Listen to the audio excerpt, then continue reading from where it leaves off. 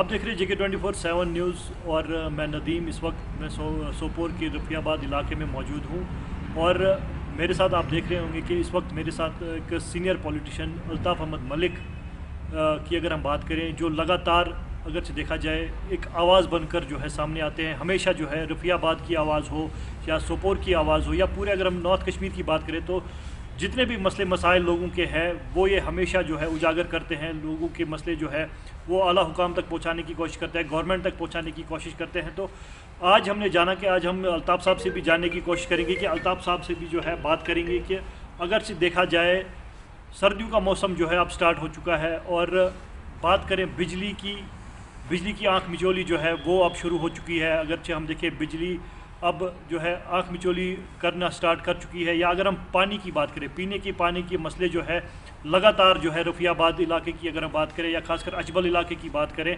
तो यहाँ पे देखने को मिलता है। तो जिसके चलते रोज़ जो है लोग सड़कों पे आते हैं, जल शक्ति डिपार्टमेंट के ख़िलाफ़ जो है धरना प्रदर्शन भी देखने को मिलता है। और अल्ताफ़ साहब की भी यही कोशिश रहती है। अगर जब हम देखें सोशल मीडिया पे हमेशा जो है ये छाए हुए होते हैं और हमेशा जो है ये आवाज़ बनकर सामने आते हैं। जो भी मसले, जितने भी मसले जो है लोगों के वो ये हाईलाइट करते रहते हैं। तो आज अल्ताफ़ साहब से भी बात करेंगे, अल्ताफ़ साहब से भी जानने की कोशिश करेंगे कि आज बिजली की बहरान की अगर हम बात करें, अभी जो है अभी बर्फ़ भी नहीं स्टार्ट हुई है या अभी बारिशें भी नहीं हुई है, लेकिन अभी जो है बिजली की आँख मिचौली जो है वो देखने को मिल रही है। तो अल्ताफ़ साहब आपका क्या कहना है इसके बारे में?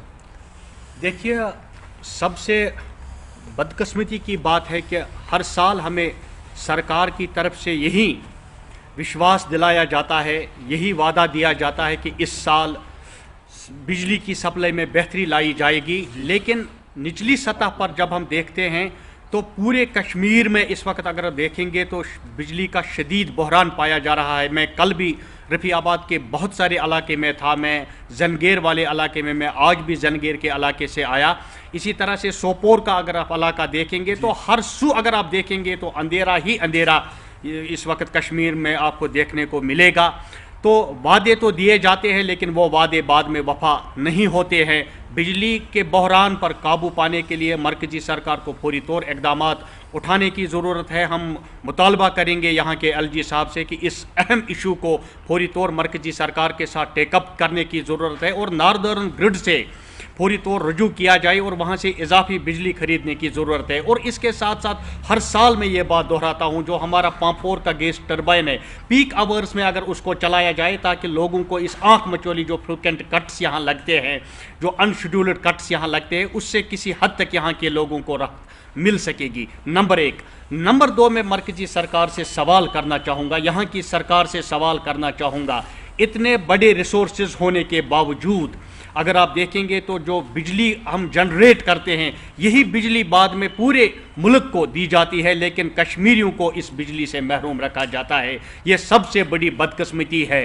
हमारे असासे हैं उनको यहाँ बेचा जा रहा है। अगर आप देखेंगे अब हमारे जो मिनरल्स है जिसके साथ यहाँ के नौजवानों का रोज़गार जुड़ा हुआ था, अगर आप रेत और बाजरी का देखेंगे उस पर भी अब हमारा कब्ज़ा नहीं रहा है, उस पर भी अब हमारा हक नहीं रहा है। तो मरकजी सरकार को इन अहम इशूज़ की तरफ तवज्जो देने की ज़रूरत है। अगर आप बेरोज़गारी का रेशो देखेंगे तो मुल्क में आपको सबसे ज़्यादा जो बेरोज़गारी का रेशो है वो जम्मू कश्मीर में है। अगर यहाँ का नौजवान अगर आप देखते हैं कि वो ड्रग्स की तरफ जा रहा है, कारण एक ही है, वजह एक ही है कि यहाँ बेरोज़गारी है।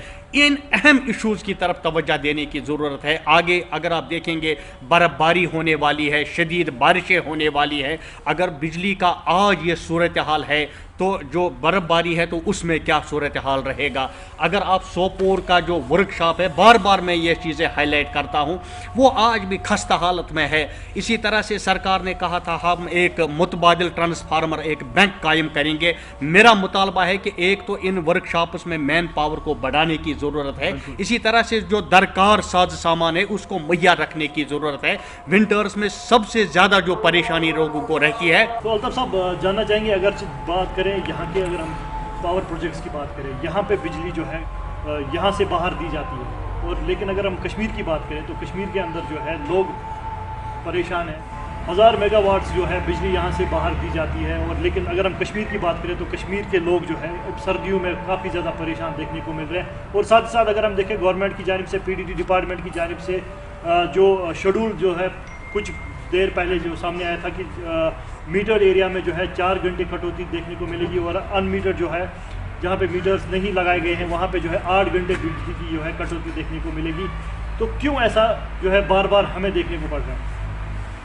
वही तो मैं आपसे पहले भी शायद मैंने यही बात की कि वही तो रोना है कि इतनी हमें सलाहियत है बिजली पैदा करने की, लेकिन इसके बावजूद भी हमें इससे महरूम रखा जा रहा है। यही बिजली बाहर दी जाती है लेकिन कश्मीरियों को इस पे हक नहीं है, कश्मीरियों को इससे महरूम रखा जाता है, ख़ास तौर से विंटर्स में। और हम मानते हैं कि विंटर्स में लोड ज़्यादा रहता है, लेकिन इतना भी नहीं कि आप इतने फ्रीक्वेंट कट्स दे देंगे। मुझे नहीं लगता है कि अहल वादी को इस वक्त 24 घंटे में 7 या 8 घंटे ही बिजली फराहम की जा रही होगी, वो भी मुझे लगता है किस्तों के हिसाब से दी जाती है। तो मेरा मुतालबा है इन टोटलिटी सरकार से कि इस अहम इशू को फौरी तौर मरकजी सरकार के साथ टेकअप किया जाए, नंबर 1। और नंबर 2 जो आपने जो छेड़ी, अगर आप देखेंगे रिसीविंग स्टेशन जो हमारे हैं, बहुत सारे रिसीविंग स्टेशंस ऐसे आपको मिलेंगे जिसको आगमेंटेशन की ज़रूरत थी लेकिन आज तक उसकी आगमेंटेशन नहीं की गई। इसी तरह से अगर आप देखेंगे बैक टू विलेज 1 और आज 4th बैक टू विलेज भी हुआ, लेकिन निचली सतह पर अगर आप देखेंगे तो हालात जूं के तूं है। किसी भी जगह पर अगर आप देखेंगे बहुत सारे इलाके आपको ऐसे मिलेंगे जहां अभी भी दरख्तों से तार लटकी हुई है, जहां रिनोवेशन की ज़रूरत है, HT और LT को इम्प्रूवमेंट करने की ज़रूरत है। इसी तरह से सब स्टेशन जो ट्रांसफार्मर्स हमारे हैं उनको आगमेंटेशन करने की ज़रूरत है। तो लिहाजा अगर इसकी तरफ तवज्जो दी जाए तो मुझे लगता है यहाँ बहुत हद तक जो बिजली का जो बहरान है उस पर किसी हद तक काबू पाया जा सकता है। यही मेरे मुतालबात है सरकार से कि इस अहम इशू की तरफ पूरी तौर तवज्जो दी जाए और लोगों को इस बेतहाशा बिजली कटौती से बाहर निकाला जाए। तो ये थे अल्ताफ़ अहमद मलिक साहब जिन्होंने भी ये कहा कि बिजली के हवाले से उन्होंने बात की या पानी के हवाले से बात की, या अगर हम देखें जो हमने आखिर में उनसे सवाल पूछा कि स्टेटहुड वापस मिलना चाहिए, या अगर हम देखें ज़मीनी सतह पे क्या इलेक्शंस होने चाहिए, तो इस हवाले से भी जो है अल्ताफ़ साहब ने बात की। उस पर भी जो है कोई ना कोई इक़दाम उठाए जाए ताकि बिजली का बहरान जो है वो अब आने वाले वक्त में देखना ना पड़े। 3-4 दिनों से हम स्ट्राइक पर हैं। आज आपको क्यों कमेटी हाल आना पड़ा यहाँ पे? कमेटी हाल इसलिए आना पड़ा कि हमारे EOCO ने ये गाड़ियों का आर्डर दिया कि गाड़ियाँ निकालो तो ये कचरा उठाओ। तो जब तक हमारा मसला हल नहीं होगा तो तब तक हम ना कोई गाड़ी चलने देंगे ना कोई कचरा उठाने देंगे। इस वक्त हम यहाँ गेट पर बैठे थे कि DC साहब आ रहे हैं, हम DC साहब से मुलाकात करके कि DC साहब भी हमें कुछ बताए। DC साहब आए, वो सीधा अंदर चले गए, हमारे साथ कोई बातचीत नहीं हुई। तो हमारा एग्जीक्यूटिव अफसर जो है हमें दायराबाजी करके यहाँ से गेट से हटाने लगा। तो हमने उनको प्यार से बोला कि अगर गाड़ी कोई भी नहीं निकलेगी तो हम जैसे अमन से ये अपनी हड़ताल चला रहे हैं और चलाएंगे। तो हमारा मसला जल्द से जल्द हल होना चाहिए, नहीं तो ये आंदोलन बढ़ता ही जाएगा। हमारे एग्जीक्यूटिव ऑफिसर ने ड्राइवरों को ऑर्डर दिया था कि गाड़ी निकालने के लिए और कचरा उठाने के लिए, इसलिए हमें आज मजबूरन होकर कमेटी हॉल आना पड़ा है। नहीं तो हमने जो प्रोटेस्ट रखा है वो हम रखते हैं टाउन हॉल में अपने ऑफिस में, मजबूरन होकर हमें कमेटी हॉल में आना पड़ा है। ये इसलिए कि क्योंकि इनमें कहीं गाड़ियाँ शाड़ी निकालने लगे थे, इसलिए हमने गाड़ियाँ रुकाई है। तो जितनी देर तक हमारा मसला हल नहीं होगा उतनी देर तक हम ना गाड़ी निकालने देंगे कोई, ना किसी परमानेंट को काम करने देंगे जितनी देर तक हमारा मसला हल नहीं होता है। ये EOCO जो जितने भी कमेटियां हैं, ये नहीं कि डोडा में ही है, जितने भी 37 कमेटी में EOCO है, ये DC साहब है, ये हर जगह पे टार्चर करते हैं सफाई कर्मचारियों को, क्योंकि एक सफाई कर्मचारी छोटा है उसको हर एक चाहे EO है, CO है, DC साहब है, कोई भी है, उसको दबाने की कोशिश करते हैं, उसकी आवाज को दबाते हैं कि नहीं जी ये 9000 में ही काम करे। मगर इनको अपनी जगह इनका 1-1 लाख रुपए इनका तनख्वाह है, मगर ये 9000 वाले को दबा के रखते हैं, हमेशा दबा के रखा है इनको। अगर हम बात करें, पहले PHE डेली वेजर्स अपनी डिमांड्स को लेकर सड़कों पे बैठे थे, अब जो है सफाई कर्मचारी भी अपनी डिमांड्स को लेकर सड़कों पे बैठे हैं। इनका ये साफ तौर पे कहना है कि SRO चौहट के तहत हमें परमानेंट किया जाए। अगर हमारी डिमांड्स को पूरा नहीं किया जाएगा तो हम सड़कों पे बैठे रहेंगे। अगर हम डोडा टाउन की बात करें, डोडा टाउन के अंदर लगभग 5 दिन से जिस तरह से सफाई नहीं हुई है, गंदगी के अंबार हर चौक में, हर चौराहे पे आपको देखने को मिलेंगे। जिस तरह से लोगों का भी कहना है कि कहीं ना कहीं जिस तरह से हालात बने हुए हैं, गंदगी के अंबार जिस तरह से देखने को मिल रहे हैं, इससे यही लगता है कि यहाँ पे वबा आने का खतरा है। और इनका ये कहना है कि जब तक हमारी डिमांड्स को पूरा नहीं किया जाएगा, ये हालात, ये तस्वीरें इसी तरह से देखने को मिलेगी। अब देखना ये होगा कि सरकार इनके लिए किस तरह का फैसला लेती है। देखिए, भारतीय जनता पार्टी का आधार और भारतीय जनता पार्टी की पॉपुलरिटी रोज़ बरोज़ आए रोज़ कश्मीर में चांद लग रही है और इसलिए इतनी बड़ी तादाद में लोग ज्वाइन कर रहे हैं। आज आपने देखा है कि वुमेन्स, जिसमें पढ़ी लिखी बच्चियाँ थी और कुछ एजड वुमेन्स भी थी, उन्होंने भारतीय जनता पार्टी की नरेंद्र मोदी जी की पॉलिसी सबका साथ, सबका विकास, सबका विश्वास, और जो उन्होंने प्रो पीपल और प्रो पोर जो स्कीमें उन्होंने लॉन्च की है, और उसके साथ साथ जो बेटी पढ़ाओ बेटी बचाओ का नारा से प्रभावित होकर आज बड़ी तादाद में जो वुमेन्स आई थी, उन्होंने यहाँ पार्टी की जिस फिलासफी को लाइक किया है, इसको फॉलो करने के लिए आज उन्होंने भारतीय जनता पार्टी ज्वाइन की। और उसके साथ साथ वहीदा शाह जी जो पहले नेशनल कॉन्फ्रेंस में रह चुकी है, एक इलेक्शन भी उन्होंने इंडिपेंडेंट लड़ा है, बहुत अच्छी सोशल एक्टिविस्ट थे, उन्होंने भी आज अपने सैकड़ों जो हामी है उसकी उनकी तादाद में भारतीय जनता पार्टी की ही की है। मेरे कहने का मतलब है कि भारतीय जनता पार्टी जम्मू कश्मीर की सबसे बड़ी पार्टी है, और जम्मू कश्मीर की जो पॉलिसियाँ भारतीय जनता पार्टी लेके चली है, उसको देखते हुए आज हर किसी की पहली पसंद भारतीय जनता पार्टी। देखिए, ना इनका ये डोमेन है, ना वो कोई ऐसी अथॉरिटी, और ना उनको अथॉराइज किया गया है कि आप प्रेस के सामने जाइए। किसको सपोर्ट करना है, किसको सपोर्ट नहीं करना है, कब करना है और किसको करेंगे, ये हमारे स्टेट प्रेसिडेंट जनाब रविंदर रैना साहब और जो हमारे कश्मीर अमूरात के जो इंचार्ज है, जिम्मेदार है सुनील शर्मा जी, जो जम्मू कश्मीर के जनरल सेक्रेटरी है, उनके हाथ इख्तियार में आता है कि किसको सपोर्ट करना है, किसको सपोर्ट नहीं करना है।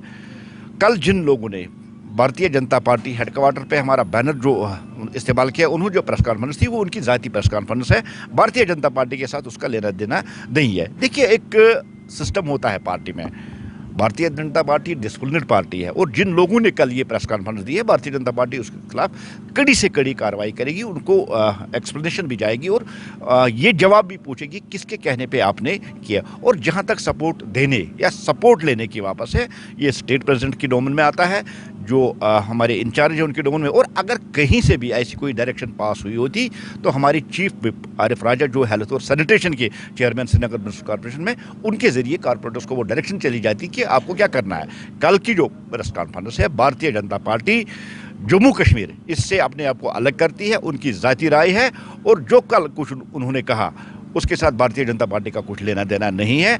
As a official spokesperson Bharatiya Janata party ने आज मुझे इस स्टैंड को क्लियर करने के लिए किया, इसलिए मैं आज कह रहा हूं कि भारतीय जनता पार्टी की इस प्रेस कॉन्फ्रेंस के साथ कुछ लेना देना नहीं है। किया वहाँ पे कि वहाँ पे श्रीनगर का मेयर बने, तो इस बार अभी कहा जा रहा है आफा ये है कि नो कॉन्फ्रेंस मोशन होगा, तो किसको आप सपोर्ट? देखिए, भारतीय जनता पार्टी के साथ नहीं, भारतीय जनता पार्टी के 8 कारपोरेटर श्रीनगर म्युनिसिपल कॉर्पोरेशन में इस वक्त प्रेजेंट है।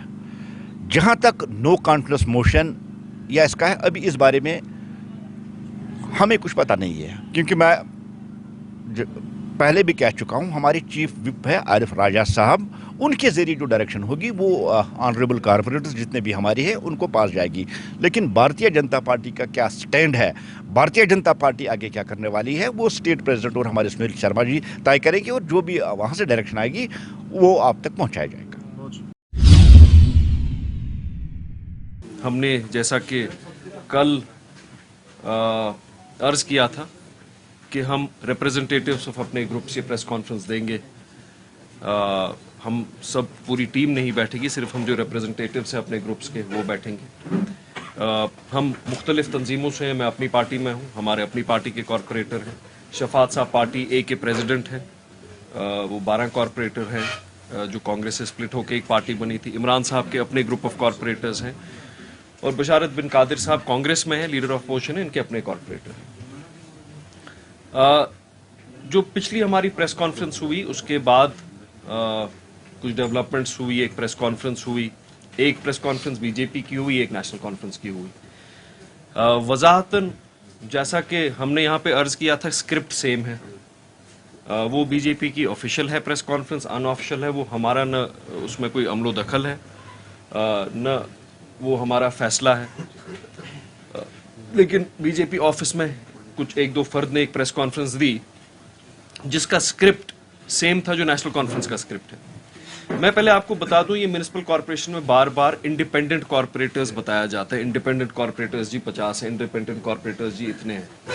मैं आपको म्युनिसिपल कॉर्पोरेशन की पहले स्ट्रेंथ बताता हूँ। म्युनिसिपल कॉर्पोरेशन में नेशनल कॉन्फ्रेंस से मुंसलिक 12 से 14 कॉर्पोरेटर हैं। 12 ने ऑफिशियली ज्वाइन किया है, 12 ने ऑफिशियली ज्वाइन किया है, 2 उनके साथ मुंसलिक हैं। ये ज्वाइन उनने अपने ख्वाब में नहीं किया है, उन्होंने उमर अब्दुल्ला साहब के सामने ज्वाइन किया है। वो मैं भी उसका प्रूफ दूं, उमर अब्दुल्ला साहब ने उनको पार्टी में एडमिट किया। वो पहले नेशनल कॉन्फ्रेंस के प्रॉक्सी कैंडिडेट्स थे बाइकॉट में, फिर उन्होंने नेशनल कॉन्फ्रेंस ज्वाइन किया। अब एक सूरत हाल बनी है, हर 6 महीने बाद नेशनल कॉन्फ्रेंस कहती है ये हमारे कॉर्पोरेटर है, फिर 2 महीने बाद कहती है नहीं हमारे तो है नहीं। वो पीरियोडिकली इनको ओन भी करती है और पीरियोडिकली इनको डिसोन भी करती है। ओन तब करती है जब उनको फायदा होता है, और डिसोन तब करती है जब नेशनल कॉन्फ्रेंस को अपने कॉर्पोरेटर्स कहीं पे किसी और तंजीम के साथ मुंसलिक करने होते हैं अपने फायदे के लिए, और फिर कहती नहीं हमारे तो है नहीं। 14 मैंने आपको कहा, 12 और 2 उनके साथ मुंसलिक हैं। 14 कॉर्पोरेटर एनसी के हैं, बीजेपी के 8 हैं, 8 या 9 शायद, 7 कॉर्पोरेटर्स हैं बीजेपी के। फिर कांग्रेस के कॉर्पोरेटर हजरात हैं, जिसमें लीडर ऑफ अपोजिशन उनके लीडर बशारत साहब हैं। उसके बाद पार्टी ए जो कांग्रेस से टूट के बनी थी, उसके 12 कॉर्पोरेटर्स हैं। इलेक्शन कमीशन ने जो इलेक्शन कमीशन ने एक्सेप्ट किया था, जिसमें एक डिसीजन भी आया चीफ इलेक्टोरल ऑफिसर का कि एक नई पार्टी बनी है। जी देखिए, मेयर साहब ने परसों 2-3 बार जो प्रेस कॉन्फ्रेंस बुलाई है, उसमें वो हमें लगा, जहाँ तक हमें हमारा सवाल है, हमने नोटिस किया वो अनकम्फर्ट जोन में है। उनको ये लगता है कि मेरे पास नंबर्स नहीं है, इसलिए बार बार वो बोल रहे हैं कि मेरे पास नंबर्स है। उनसे किसने सवाल किया कि आपके पास नंबर्स है या नहीं है? वो बार बार खुद मीडिया के सामने आते हैं तो बोलते हैं जी मेरे पास इतने नंबर्स है, मेरे पास उतने नंबर्स है, मेरे को नो कॉन्फिडेंस नहीं होगा। जब हमने ऐसी बात ही नहीं की थी तो उनको बोलने की क्या ज़रूरत थी? वो अनकम्फर्ट जोन में है। हमारे पास बहुत सारे कॉरपोरेटर्स ऐसे आते हैं, उनके जो दावा करते हैं कि मेयर जो दावा करता है कि ये कॉरपोरेटर्स मेरे साथ हैं, वो कहते हैं कि मेयर को उतारेंगे। हमारा कोई इरादा नहीं था कि मेयर को उतारना। यहाँ पे हमें पता था कि मेयर साहब ने हमारे मैंडेट यहाँ पे सारे ज़ब्त कर लिए हैं। जो भी कॉरपोरेटर्स के पावर से वो यहाँ पे सीज़ है, जो डिप्टी मेयर के पावर से वो सीज़ है, जो यहाँ की स्टैंडिंग कमेटी के पावर से वो सीज़ है। अब एक बंदे के पास पावर से वो है मेयर साहब। अब इतने पावर्स दे के भी ये बंदा काम नहीं कर रहा है शहर में, तो हम ये इनकम्पिटेंट है, तो हमारी क्या खता है इसमें? सर, नंबर से पहले बात करेंगे, मेयर को रखना है या उतारना?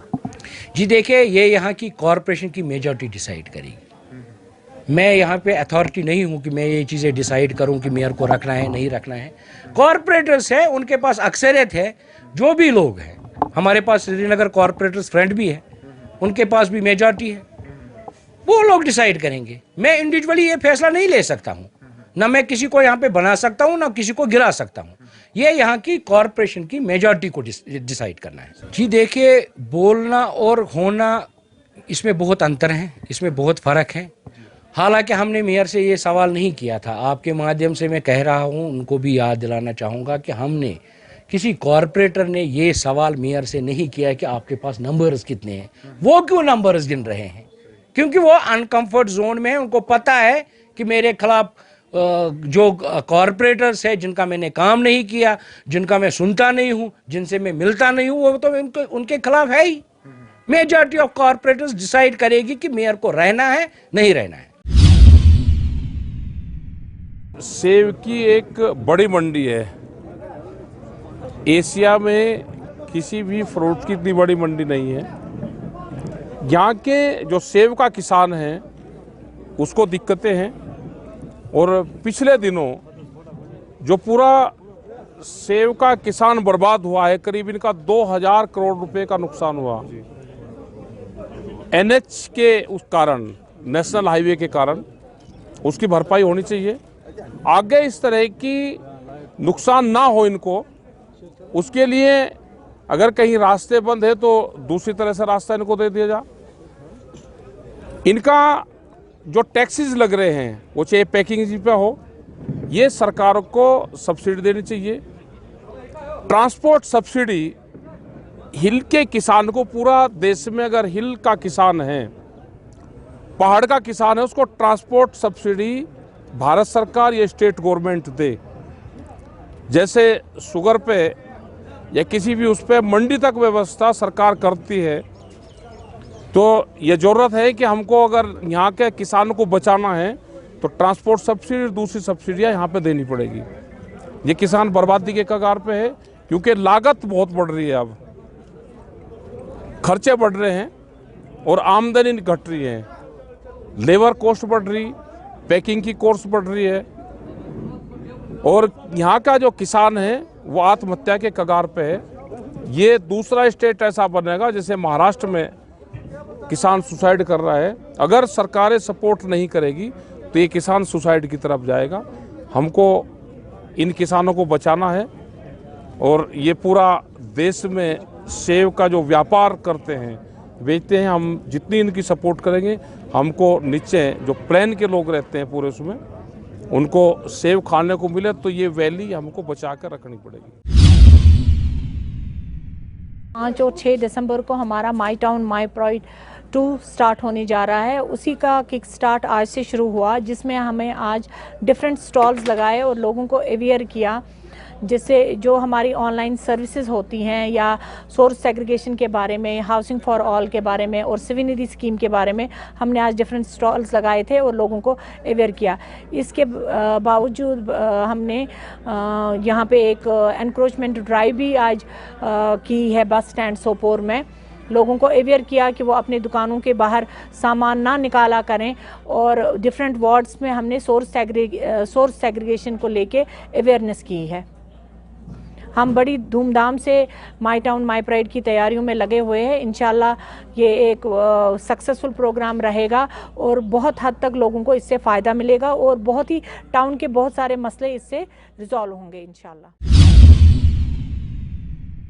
पिछले सालों की बात करेंगे कि आज से 19 से पहले हम बात करेंगे तो काम कुछ चल रहा था अच्छा, मगर उसके बाद काम बिल्कुल कम्प्लीटली डाउन हो गई, मार्केट बिल्कुल ख़राब हो गया। अब दुकानदार बेचारा मजबूर है कि घर का अयाल है, उनको चलाने के लिए कमाना पड़ता है कुछ, जो मुश्किल हालातों से चलता है अयाल आजकल, क्योंकि हालात वो ठीक नहीं है, हालात बहुत ख़राब है। पैसा कम हो गया लोगों का या खरीदने के लिए कोई तैयार नहीं? पैसे कम हो गए, पैसे निकलता ही नहीं। अगर लोगों के पास है भी तो वो सोचता है कि हालातों की वजह से कि घर भी चलाना है, अपना भी अपने आप को चलाना है, इसकी वजह से वो पैसा खर्च नहीं करता है। अगर पिछले साल हम काम कर रहे थे तो समझ लीजिए पिछले साल हम 20% कर रहे थे, आज 10% कर रहे हैं। कम हो रहा है, रोज़ बरोज़ कम हो रहा है बिजनेस, क्योंकि मार्केट की पोजीशन जो है वो क्रूशल है। तो सब लोग परेशान हैं कि महंगाई भी है, महंगाई बहुत है। आज का अगर कल का चीज़ 10 रुपये हम लेते हैं, आज वही चीज़ हमको 25 में मिलता है। इतनी महंगाई बढ़े, हर एक चीज़ में महंगाई बढ़ गई है। इंसान अफोर्ड नहीं करता है कि मैं मार्केट से कोई चीज़ खरीदूं, जिसकी वजह से मार्केट में असर पड़ गया है। शॉपिंग हो रही है लेकिन जिस तरीके से होनी चाहिए या जितना होना चाहिए उतना नहीं है।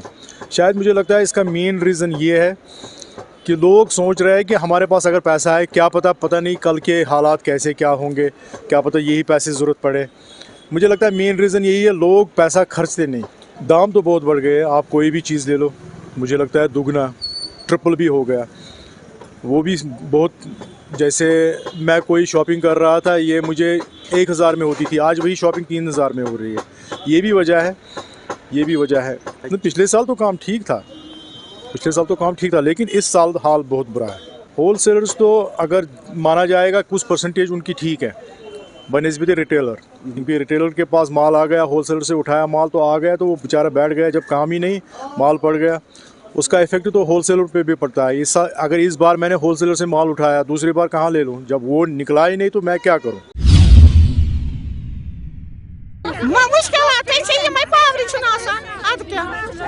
सिंगल फेज मज आज मत वूद पावर बुत वुचनस ये मत तरीक यम अफसर ये पान शाम में बुखारन तल हारन कंटिन मगर बेसन छना सोचन ये को सही ये इंसान का शाम लगे सर्दी सहित तो हिंद हालात माजरन तल मतलब कूत सख्ती सुबह पे शीन कहीं नस अटे अनो कत तूत गुरबत मर्द जानान जमीन पन बेन पावर सेकंडस तस बर रात 750 फीस मगर इन नागरिक तिम कर गवर्नमेंट वनो मगर क्या मार यूत कुछ जुलम कूत जुलम गस कल पे पावर पन बीरन मुल्कन यह फॉरेन कंट्री मीटर नीटर डिमांड से है, हम मीटर नहीं लगाने देते। यहाँ पे जो बिजली नहीं है, मीटर्स क्या लगाएंगे?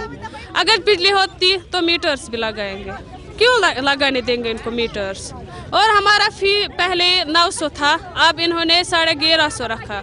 हमारा फ़ी तो ऑलरेडी बहुत ज़्यादा है, अब अगर हम मीटर लगाएंगे तो उससे भी ज़्यादा आएंगे। बस यही डिमांड है, हम मीटर नहीं लगाने देंगे और हमारे यहाँ पे लाइट रखो बस। आप कह रहे हैं बिजली बहुत कम आती है, तो इससे क्या मुश्किलात हैं? बहुत सारी मुश्किलात है, खासकर स्टूडेंट्स को मुश्किलात आते हैं। स्टूडेंट्स स्कूल से आते हैं, ना हीटिंग सिस्टम होता है, ना कुछ होता है, पढ़ने में भी बहुत मुश्किलात होने पड़ती हैं। देखिए, हमारे किसी से कोई ज़ाती दुश्मनी नहीं है, हमें अच्छी तरह से बिजली फराहम की जाए, हमें पानी दिया जाए।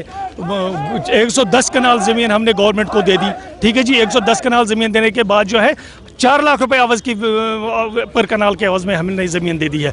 ये वादा था हमारे साथ कि आपको 24 घंटे बिजली देंगे, आपको नौकरियां देंगे। न कहीं नौकरियां हैं, न बिजली है, न पानी है बड़गाम में। शराफत का जो बोलते हैं नाजायज़ फ़ायदा उठाया जा रहा है। हमारे सामने भेजते हैं पुलिस को रास्ता खुलवाने के लिए जब हम प्रोटेस्ट करते हैं। तो ये किसी चीज़ का हाल नहीं है। डीसी साहब आए, बड़गाम के लोगों को बताए कि करना क्या है बड़गाम वालों को। 6-6 घंटे बाद हम 10 मिनट बिजली देखते हैं।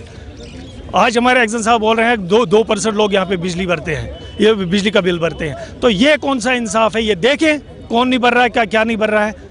ये कुर्सी पे बैठ के झूठ पे झूठ बोल रहे हैं। आप देख सकते हैं जो कि हाल कुछ दिनों पहले जो यहाँ पर बड़गाम में मेन अड्डे में जो प्रोटेस्ट किया गया था और चक्का जाम किया गया था, और आज जो है यहाँ पर लेडीज़ कुछ निकली है यहाँ पर मेन ओल्ड बस स्टैंड में, और इनका ये कहना है कि हम मीटर जो है हरगिज़ नहीं लगने देंगे, क्योंकि हम बिजली को देखते ही नहीं है। कुछ 1-2 घंटे में आती है, 24 घंटे में हम 3 घंटे खाली बिजली देखते हैं। तो इससे हम क्या कर सकते हैं, क्योंकि हमारी जो है पढ़ाई जो है बच्चों की वो भी मुतासर होती है, और बुज़ुर्ग लोग होते हैं, बच्चे जो होते हैं, उनको हीटिंग सिस्टम की ज़रूरत होती है या लाइटिंग सिस्टम की ज़रूरत है। जब हम देखते हैं तो बत्ती बिल्कुल गुल है, खाली 24 घंटे में 2-4 घंटे ही बिजली आती है। ज़्यादातर जो है यहाँ पर दूसरे इलाकों को बिजली जाती है, और जो मेन टाउन है वो इससे बिल्कुल महरूम रहता है।